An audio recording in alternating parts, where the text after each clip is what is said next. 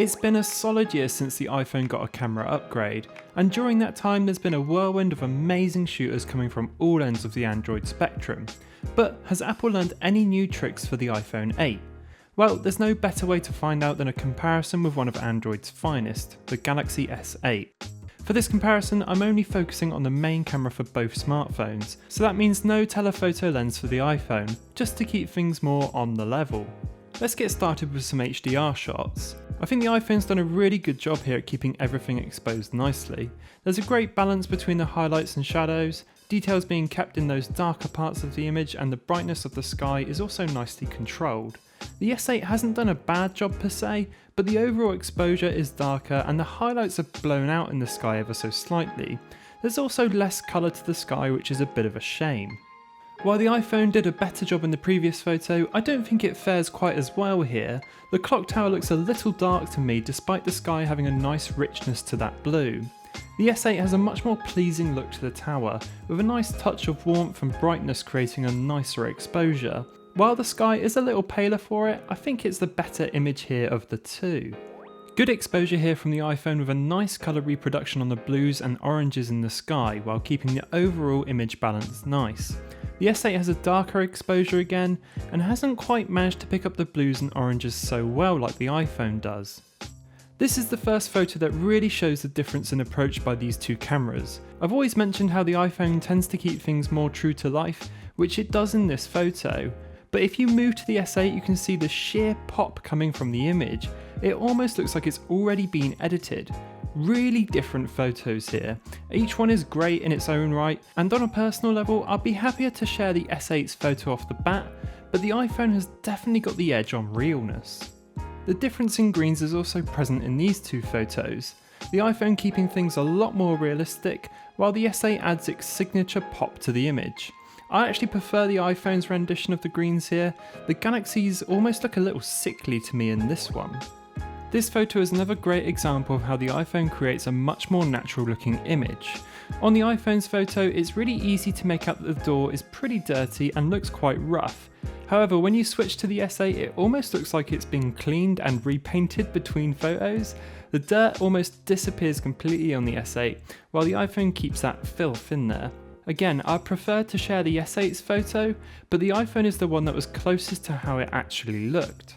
Another accurate photo from the iPhone here, with the warmer tone of the image being more lifelike than the S8's rendition. This is a much cleaner image from the S8 here, however the colour of the walls is definitely off. They're actually surprisingly a lot more yellow than either of these cameras showed, but it's almost white here on the Samsung. The S8 does do a much better job on the jeans than the iPhone, keeping them more blue rather than that black, and zooming in, the S8's done a much better job with detail and exposure on the face, where the iPhone is starting to look very muddy and noisy. Another good example here of how the colour temperature is different between these two cameras. The iPhone pushes out the blues heavily in this photo, but it does have a good exposure between the highlights and the shadows. When you switch to the S8, it pushes the orange warm tones. The resulting image feels a little bit fake here from the Samsung, with the ground taking on a really unrealistic hue. Next to each other, the photos are crazy different, but the iPhone is definitely closer to how it was. Moving into low light scenes now, and there's some interesting differences here too. The iPhone has done a great job with colour temperature on the fountain here, keeping it nice and white, but it's at the cost of the rest of the image, which has gone totally cool to the point where you could assume the building in the background was actually blue. The S8 leans towards a warmer orange hue on the fountain, which wasn't how it was, but the rest of the image has much better colour reproduction than the iPhone, with the building and the sky being a lot closer to real life. One of the bigger upgrades to the iPhone 8 camera has definitely been in low light. I always found the S8 the king in terms of low light in phone cameras, but the iPhone 8 does come really close. There's still some visible noise here in the iPhone shot, but overall the image is well balanced. The S8 does still have better noise reduction, but there's really not much in it between these two images. Again, the iPhone 8 flexes its new low light muscle here with an image that isn't too bad looking at all. What's best about the photo though is how well it's rendered the detail in the footpath. When we switch to the S8 you can see it's made a bit of a mess of it in comparison.